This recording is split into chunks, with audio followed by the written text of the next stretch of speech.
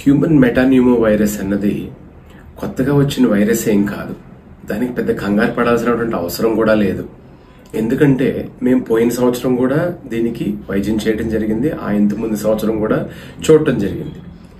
దీన్ని మరి ఎందుకు కంగారు పడుతున్నారు అంటే, చైనాలో ఏదో ఒక వైరస్, ఈ హ్యూమన్ మెటాన్యూమో వైరస్ చాలా తీవ్రంగా వెళ్ళిపోతుందని అందరూ మొత్తం వైరల్ గా సోషల్ మీడియా మొత్తం వ్యాపించడం, అది మనం ఆ వైరస్ ఆ యొక్క న్యూస్ చూసి అందరం కంగారు పడటం జరుగుతుంది. సో ఇది మళ్ళీ కోవిడ్ లాగా వచ్చేస్తుందేమో, అంత తీవ్రత దాలుస్తుందేమో, దానివల్ల చాలా మందికి ఇబ్బంది అయిపోతుందేమో. అది అటువంటి అన్ని అపోహలు, తప్పనిసరిగా అపోహలు. నంబర్ 1.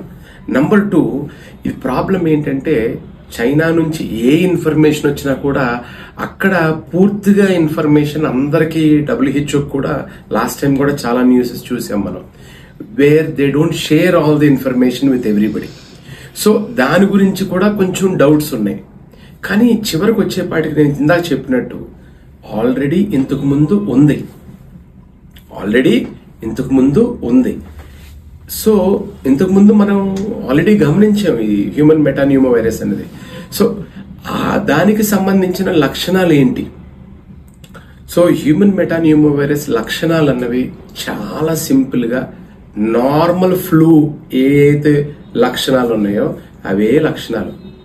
జలుబు, దగ్గు, గొంతు నొప్పి, ముక్కు బ్లాక్ అవడం, ఫీవర్ రావటం, సరిగా ఆహారం మెలేజ్ అంటాం, అంటే సరిగా ఆహారం తినడానికి ఇష్టపడకపోవటం, అంతే. ఇవే సిమ్టమ్స్.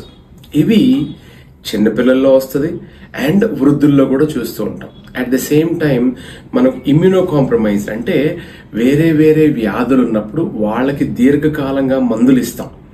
సో క్యాన్సర్ పేషెంట్ కానివ్వండి, ఇమ్యూనో సప్రెస్ పేషెంట్స్ కానీ, వాళ్ళకి కొంచెం జాగ్రత్తగా చూసుకోవాలి. అంతే తప్పించి మెజారిటీ మనం కంగారు పడాల్సినటువంటి అవసరం లేదు. సో ఈ హ్యూమన్ మెటాన్యూమో వైరస్ అన్నది, దీనికి సంబంధించిన లక్షణాలను మనం గుర్తించిన తర్వాత నెక్స్ట్ మనం ఆలోచించాల్సింది ఏంటంటే, ఆ వ్యాధి లక్షణాలతో పాటు దీనికి ట్రీట్మెంట్ ఎట్లా ఉంటుంది. ఫస్ట్ మీరు గమనించండి, ట్రీట్మెంట్ ఎలాగుంటుందని అందరూ అడిగితే అందరికీ అవే సిమ్టమ్స్ ఉంటాయి. మనం అందరం ఇళ్లలో ఉంటాం.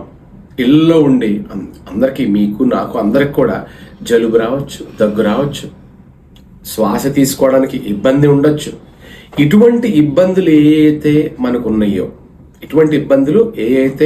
మనకున్నాయో అవి 2-3 రోజుల్లో చాలా మటుకు తగ్గిపోయినప్పుడు మనం అసలు ట్రీట్మెంట్ కూడా తీసుకోండి చాలాసార్లు.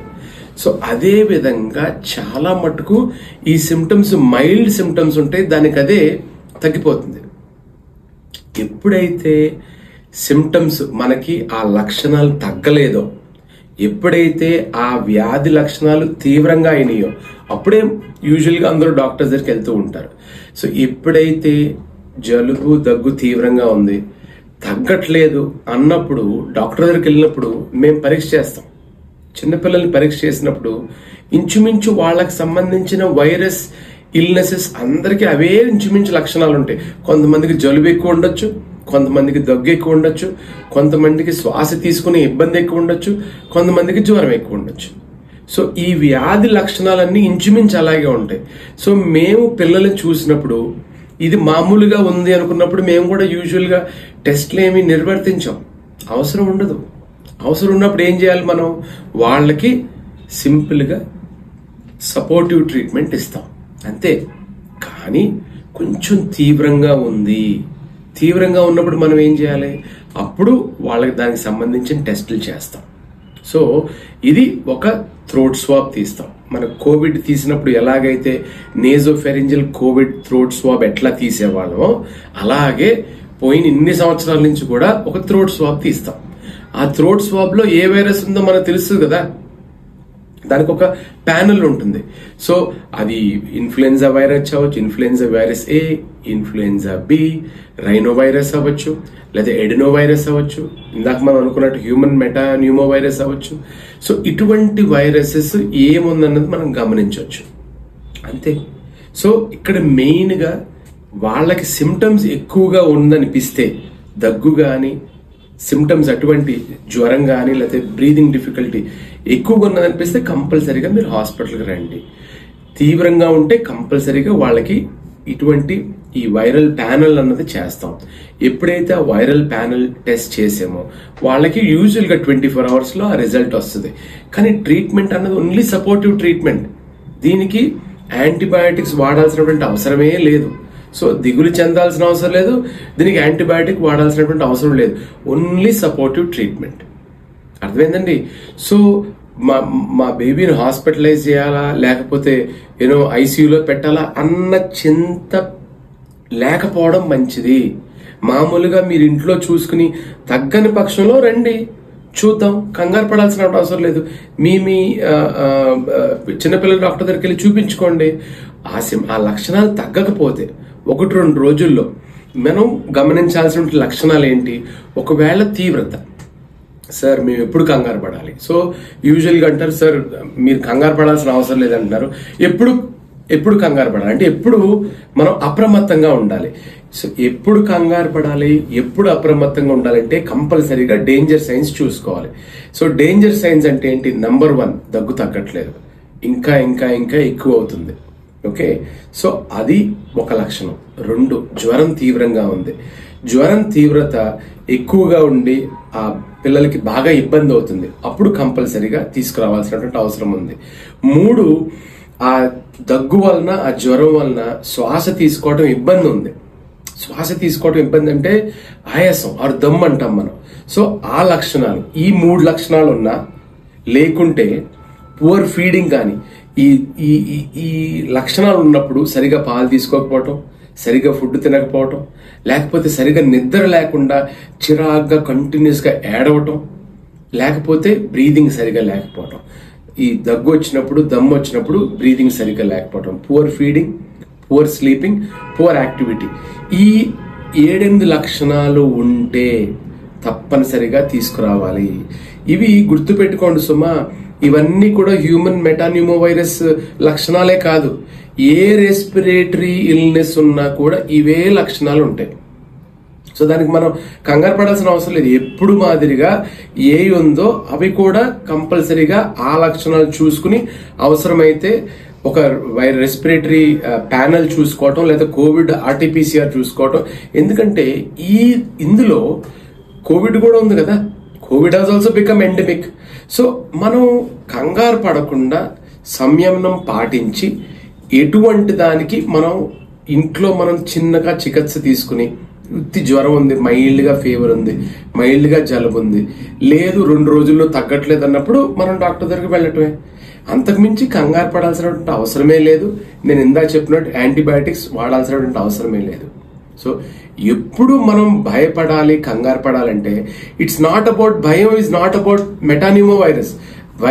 ఏ వైరస్ అయినా, ఏ ఇన్ఫెక్షన్ అయినా తగ్గని పక్షంలో కంపల్సరీగా నేను ఇందాక చెప్పినటువంటి డేంజర్ సైన్స్, ఆ 7-8 లక్షణాల డేంజర్ సైన్స్ అవి గమనించుకుని వెంటనే మీ డాక్టర్ దగ్గరికి వెళ్ళండి. దానికి సపోర్టివ్ ట్రీట్మెంటే చేయాలి మనం, అంతకుమించి చేసేదేం లేదు. సపోర్టివ్ ట్రీట్మెంట్ చేయాలి. చేసినప్పుడు ఒక రెస్పిరేటరీ ప్యానల్ చేసుకుని, అవసరమైతే కోవిడ్ ఆర్టీపీసీఆర్ కూడా చేసుకుని ఏమై ఉండొచ్చు అని చూసుకుని దానికి సంబంధించిన సపోర్టివ్ ట్రీట్మెంట్ ఇవ్వాలి. వాళ్ళెవరికి కూడా డెఫినేటివ్ ట్రీట్మెంట్ అవసరం లేదు. ఎందుకు? బికాజ్ యూజువల్గా 4 to 5 days తగ్గిపోతుంది అది. సో అది మనం జాగ్రత్తగా చూడాలి. సో దాని వలన బ్రాంక్యోలైటిస్ రావచ్చా చిన్నపిల్లలకి? ఎస్, సంవత్సరంన్నర పిల్లల్లో ఉన్న పిల్లలకి బ్రాంక్యోలైటిస్ రావచ్చు కంపల్సరీగా. అది మనం జాగ్రత్తగా చూసుకోవాలి. కొంతమందికి నిమ్ము రావచ్చు, నిమోనియా అంటాం. సో బ్రాంకైటిస్ ఉంటుంది. సో అటువంటి respiratory infections, upper and lower respiratory infections రావడం సహజం ఈ సీజన్లో. దానికి మనం అప్రమత్తంగా ఉండాలి, వాచ్ఫుల్ గా ఉండాలి, ఫీడింగ్ మంచిగా ఉండేటట్టు చూసుకోవాలి, యాక్టివిటీ మంచిగా ఉండేటట్టు చూసుకోవాలి, అంతే. సో కంగారు పడకుండా, ఒకవేళ 2 రోజుల్లో 3 రోజుల్లో తగ్గట్లేదు, లక్షణాలు కొంచెం ఎక్కువైనాయి, మీ డాక్టర్ని సంప్రదించండి, అంతే. సో వరి అవ్వాల్సినటువంటి అవసరం లేదు. సంయమనం పాటించాలి. అట్ ద సేమ్ టైం మనం ఆ యొక్క లక్షణాలని అవగాహన ఉంచుకొని ఎప్పుడు మనం డాక్టర్ని సంప్రదించాలనేది తెలుసుకోవాలి. ఈ 2-3 పాయింట్లు తెలిస్తే చాలండి, కంగారు పడాల్సినటువంటి అవసరం లేదు. సో నెక్స్ట్ ఎలా ప్రివెంట్ చేస్తాం? ఎలా ప్రివెంట్ చేసేది? 3 main things. Number 1, you could use an N95 mask. చాలా చాలా బాగా పనిచేస్తుంది.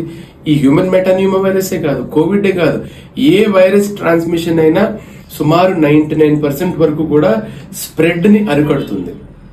So that is number 1. Number 2, apart from the mask, social distancing.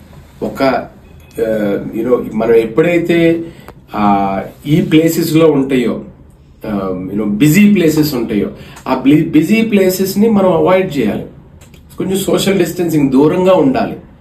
And cleanliness, hygiene, చేతులు కడుక్కోవడం, ఈ 3-4 జాగ్రత్తలు తీసుకుంటే చాలు, కంగారు పడాల్సినటువంటి అవసరం లేదు. ఓకే.